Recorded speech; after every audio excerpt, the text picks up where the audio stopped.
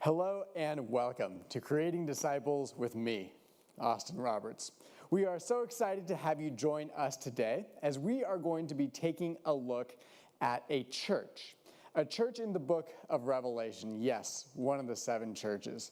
So sit back, relax, and hopefully the Lord has something to teach each and every one of us today as we look at this text. I don't know about you, but I have certainly come to certain points of my life where it is easy to feel apathetic, perhaps. Maybe you know what that's like. You've been somewhere at some time and you just don't really care. Sometimes things just happen and you just kind of feel like things just don't matter. Well, I don't know about you, but I am a sports fan. And here in the United States, there are many, many sports always on TV to watch: football, basketball, baseball, soccer, hockey, volleyball. There's so many different sports we can watch and that people enjoy. But I would bet that there is one sport that there are very few of you that have heard of it. It's called highlight. And I don't know if you've ever heard of it, but if you haven't, or if you haven't seen it, it's a little difficult to describe. But you can look it up on YouTube and see how it's played. But let me see if I can explain it to you right now. So highlight is a sport where there are people who play either 1 versus 1 or 2 versus 2. And as it goes, each person has this elongated wicker basket, and what they'll do is they'll take that wicker basket, they'll hold it in their hand, and they'll have a ball, probably about the size of a baseball, and they'll take it and they'll throw it as hard as they can up against a wall. And then the other person will catch it on a bounce and return it the same way. It's a little bit like racquetball, but the ball in highlight travels at well over 100 miles per hour. And they go back and forth, just like that.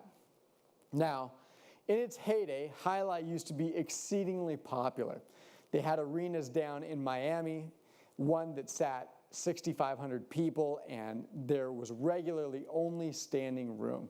It was a very popular sport on which to gamble, and season after season, they would have thousands of people come out and watch some of the best players in the world play highlight against each other. Now, as time went on, things in the league down there became a little rocky. Things didn't go quite as everyone had wanted them to go. There was a gambling issues with the famous gangster James Whitey Bulger. There was a big scandal, and that lost a lot of fans. Things went back and forth between the management and the players, and people didn't like that. And in fact, the last straw was that the players didn't think they were getting paid enough. And so they went on a strike, and the strike lasted 3 whole years. And after that, the sport just never recovered. Today, you can go down, and they're lucky if they get a few hundred fans a year to come watch these players play, even though there are the best players in the world currently today that still play. But just due to so many different issues and things going on, people just don't care about it anymore. They're apathetic. They found different things to do. They don't spend their money to go watch the games. No one gambles on it anymore. People just don't care. So I don't know if you've ever been there before. I don't know if you've ever been at a place where you just don't really care. But maybe you have been. I was doing a bit of research, doing a little bit of looking around online and to see what apathy looks like today for us. Now, I don't know what you think in particular, but I can say this. In the United States, it's a very difficult, I suppose you could say, political climate. People are on both extremes. They fight a lot. People have strong opinions. People don't agree. People don't get along. People seem to care, and they care for good reason. They care for their morals. They want to do the right thing, and there are people on both sides of the spectrum that at least appear to care. Now, when I say that, the numbers that show up at the polls don't always reflect that statement. And here, I'll show you what that means. Once again, I was doing a bit of research, and I looked up the voter turnout for the last few elections. And so we're going to start in 1992. In 1992, 55.2% of people of voting age in the United States, 18 or older, showed up to vote. In 1996, it was down to 49%. In 2000, it was up to 50.3%. And in 2004, it was 55.7%.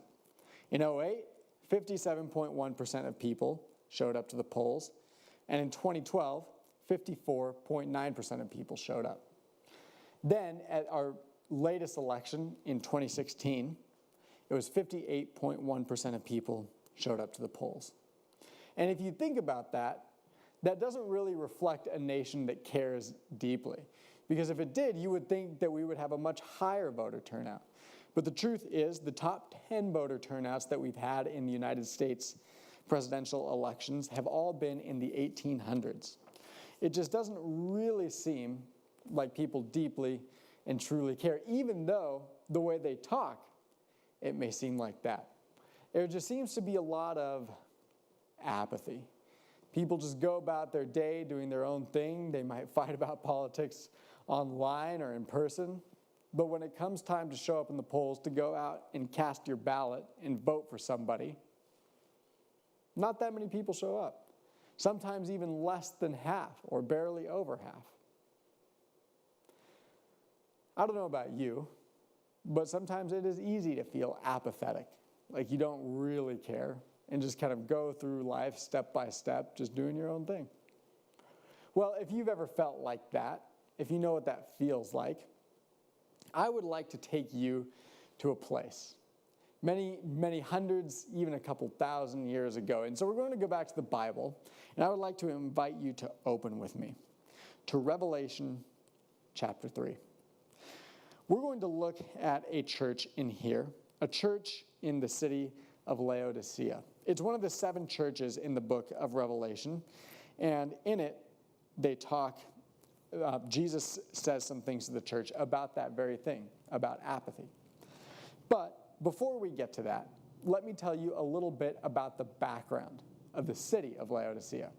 There's some things in there that might be important for all of us to know for context. So there are 3 really important things about Laodicea to remember, 3 things that will help us understand. First, in Laodicea was a very big banking center. There was a lot of money in that city. People were rich. They were wealthy. They could do whatever they wanted with their money because they had so much of it.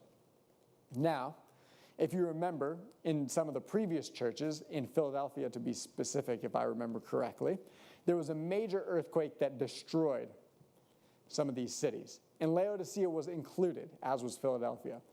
But Laodicea decided to turn down the Roman financial aid when it came time to rebuild the city. And because they were so rich, they just rebuilt it themselves.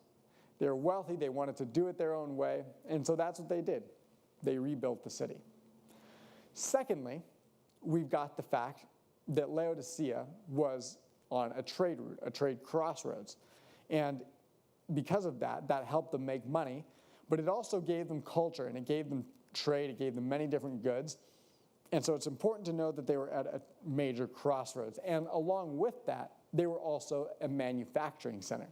They manufactured this wool, this silk. And this silk was made from this black wool from a specific type of sheep that was very rare everywhere else. In fact, Laodicea was the only place where you could get this.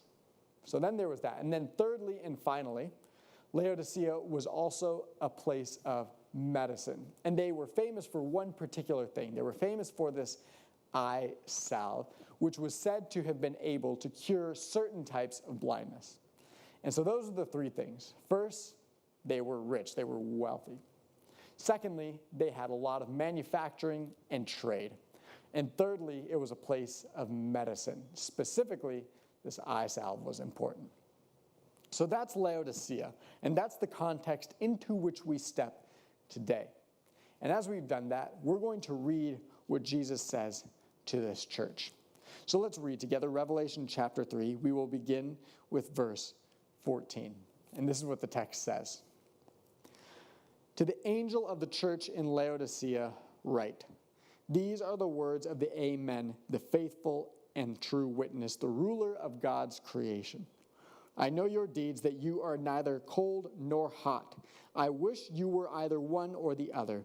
So because you are lukewarm, neither hot nor cold, I am about to spit you out of my mouth. You say, I am rich, I have acquired wealth and do not need a thing.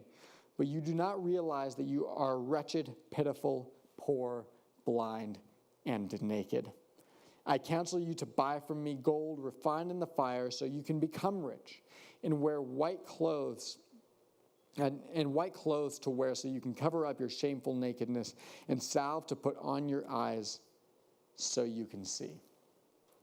It's immediately apparent as we read that text that it is a tough text. It is harsh. In fact, of all these 7 churches, this is one of only 2 churches where Jesus has nothing positive to say about this church. Nothing at all. He says only negative things. He comes down hard and says, listen, I know who you really are, and you have not been faithful. The only other church where he had nothing positive to say was Sardis. So we have Sardis and Laodicea, and Jesus and God comes down hard on Laodicea. And he says, you're lukewarm. But Jesus is a smart person. God is a smart being and knows that to reach these people, he's going to have to reach them on their terms. And right there in that part of the text, we see that. He says they are lukewarm. And I don't know about you, but lukewarm water, if you drink it, it's not very good. Typically, if you drink something, you want something cold to drink, or if it's cold outside, you want something hot to drink, not something lukewarm, just room temperature.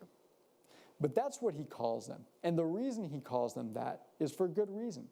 You see, Laodicea, despite all the great things about it, had one major fault. And the city of Laodicea had no water supply. They didn't have their own natural water supply. There were no wells there. And so what that meant was that water had to be piped in. And by the time it got to Laodicea, it was lukewarm. So there were 2 other cities.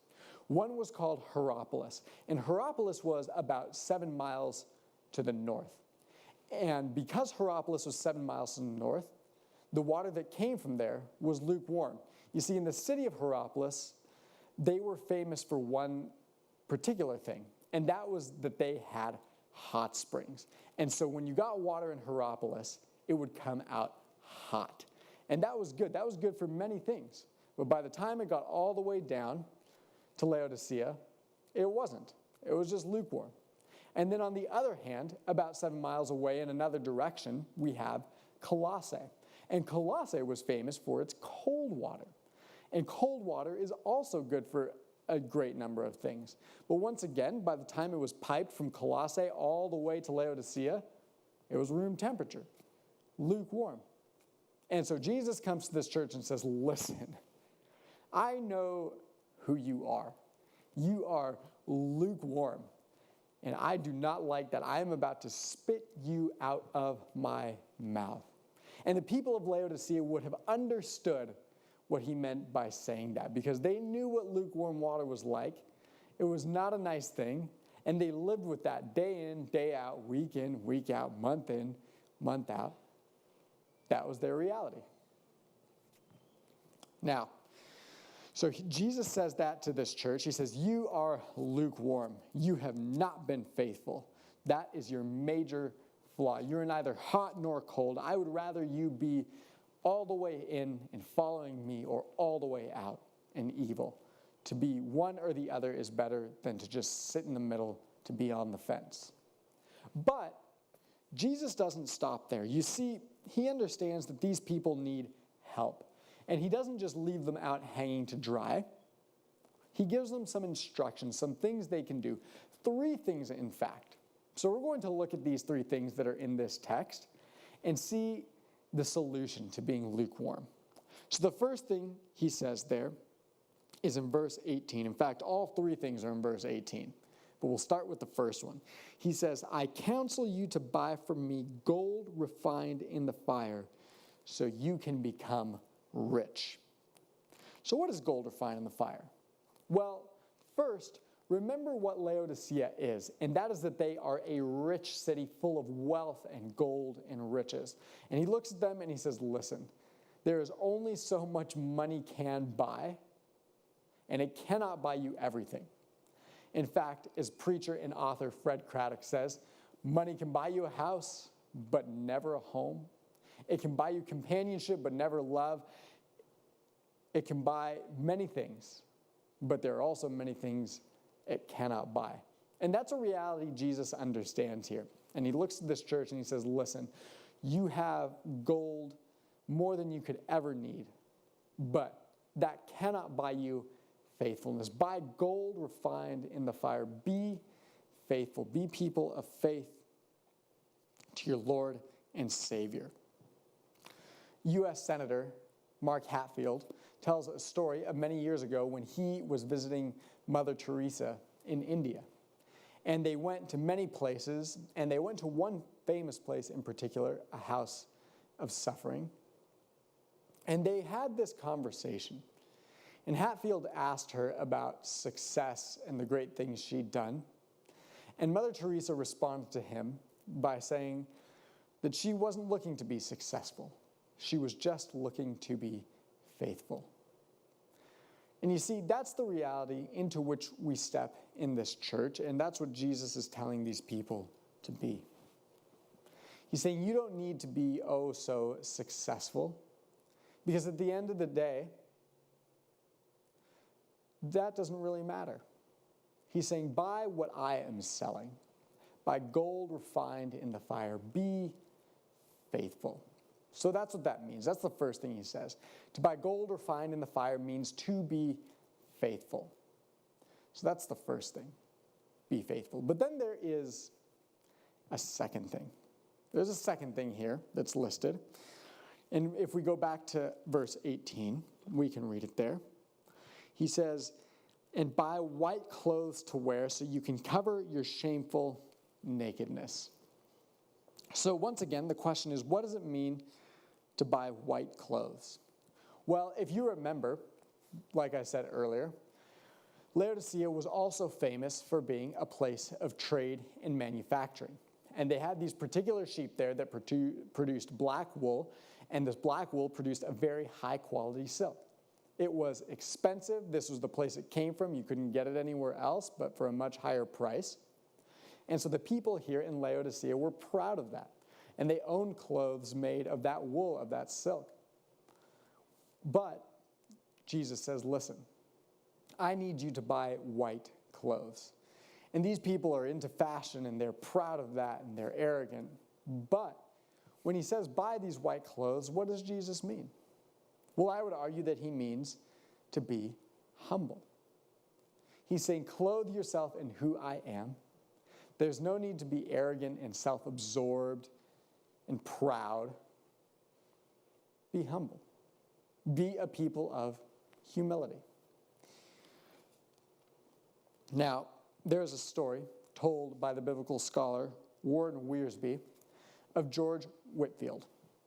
Now, George Whitefield, along with the Wesley brothers, John Wesley and Charles Wesley, are credited together with being the founders of the Methodist Church.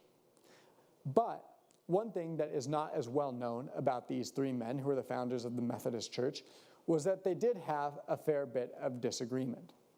But they understood that the cause of Christ was important. And because of that, they tried to keep these disagreements as under wraps as they could. They didn't want it to be public knowledge because they were afraid that if it were, that people would turn away from Christ.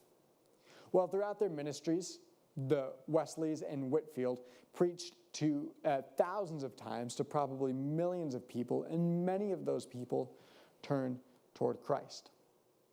Well, as these things go, word of those disagreements does get out from time to time, and Whitefield was approached by somebody once. And this person asked if he believed that they would see John Wesley in heaven. And Whitefield responded by saying, I fear not, because by the time we get there, he will be so close to the throne of grace, and we at such a distance, that we shall hardly catch a glimpse of him. And it is that type of humility that Jesus is asking the people of Laodicea to have. He says, clothe yourself in white clothing. Be humble. There's no need to flaunt your wealth and your fashion and all these things you have. Just be people of humility, like Whitfield. Even with those with whom you disagree, it is possible to say, listen, they are just people. They are just human beings also here to worship and follow Christ. Be humble. Be people of humility. So far, we have two things. First, he says, buy gold from the refiner's fire. Be faithful. Second, he says, clothe yourself in what the clothes I am selling you. And these white clothes, be humble. And these are very important things. But then we've got a third thing, maybe even the most important thing. So let's return to verse 18 here and read the final thing. He says, and salve to put in your eyes, and buy salve to put in your eyes, so you can see. Once again, if you remember, Laodicea was a place that was known for medicine, but not just any medicine. It was known particularly for an eye salve that was said to have been able to cure certain types of blindness. And so as we've gone through these three things, you can see that Jesus appeals to things with which the Laodiceans would have been familiar. This is the third thing. He says, buy this eye salve. So once again, what does that mean? What is this eye salve? What does it mean to buy that and put it in your eyes? Well, if we think about it, I think that Jesus is communicating a pretty clear message to look inwardly. He's saying, listen, you've got all these things about you on the outside. You're arrogant, you're not humble, you're rich, you're fashionable, you've got everything you could ever want. But the reason you are lukewarm is because you have not looked inwardly. You are having issues on the inside, and because of that, you have become lukewarm. I want to spit you out, he says. Look inwardly. There's a story told in a devotional released by the Moody Bible Institute about Mark Twain. And as the story goes, Twain was talking with a man who is known to be particularly arrogant and proud. Well, this man was telling Twain about his hopes and dreams and all the things he wanted to do before he died one day. And he said to Twain, one day I would love to visit the Holy Lands. And when I am there, I want to climb Mount Sinai. And one day I will climb Mount Sinai. I will make it to the top of that hike. And when I am on the top of that mountain, I want to read the 10 Commandments out loud up there, just as they were given to Moses many thousands of years ago. And as he heard this dream, Mark Twain sat there for a moment and thought about it. And finally, after a little while, he looked back at the man and responded, and he said, well, instead of going to Mount Sinai and reading the 10 Commandments from the top of the mountain, why don't you just stay in Boston and keep the 10 Commandments? And the truth is, we are guilty of that often. We have these great hopes and dreams of faithfulness, but often we are not faithful on the inside, in our homes, in our own lives. And that is what Jesus says here. He says, take a look on the inside. Examine yourself inwardly. Look at the person you really are. Are you happy with that? Are you hot, or are you cold, or are you just lukewarm? So there are three things in verse 18. Once again, he says, I counsel you to buy from me gold refined in the fire. Be faithful. He says, so you can become rich. And then white clothes to wear so you can cover your shameful nakedness. Be humble. You see, to have been naked back then, especially in the presence of God, would have been a very, very shameful thing. But that's not something these people would have been worried about. They were rich. They could afford clothing. They could afford expensive clothing. But Jesus says, I know who you are on the inside. I know you are naked before me. So buy the clothes I am selling. Be humble. And then finally, and also buy salve to put in your eyes so you can see. Look inwardly. You have these great faults, says Jesus. And I am giving you a solution, a way to move forward and be better. But the letter doesn't end there. We have a few verses left to read. So let's read once more. Starting in verse 19, Jesus says this, those whom I love, I rebuke and discipline. So be earnest and repent. Here I am. I stand at the door and knock. If anyone hears my voice and opens the door, I will come in and eat with that person and they with me. To the one who is victorious, I will give the right to sit with me on my throne, just as I was victorious and sat down with my Father on his throne. Whoever has ears, let them hear what the Spirit says to the churches. Did you catch that? Verse 19, one more time. Those whom I love, I rebuke and discipline. And what that means is, despite the fact that he has come down hard on this church, and for good reason, Jesus still loves this church very, very dearly. He says that. He says, to those who I love, I will rebuke you because I know you can take it, and I want you to get right. I want you to make amends for the mistakes you've made. You are a lukewarm people, says Jesus. And maybe he's talking to you. Maybe you have become apathetic. But he doesn't just leave you hanging. He gives you instructions. He says, listen, even though you're a lukewarm people, I want you to change. Be faithful. Be humble. And take a look inwardly, says Jesus. I am giving you a chance. And I love you oh so deeply and dearly. And I'm here. And sometimes the words I'm going to say to you are tough to hear, but you need to hear them.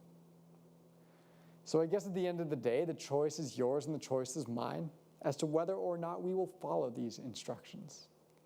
And so today I invite you to do just that. Do what he said.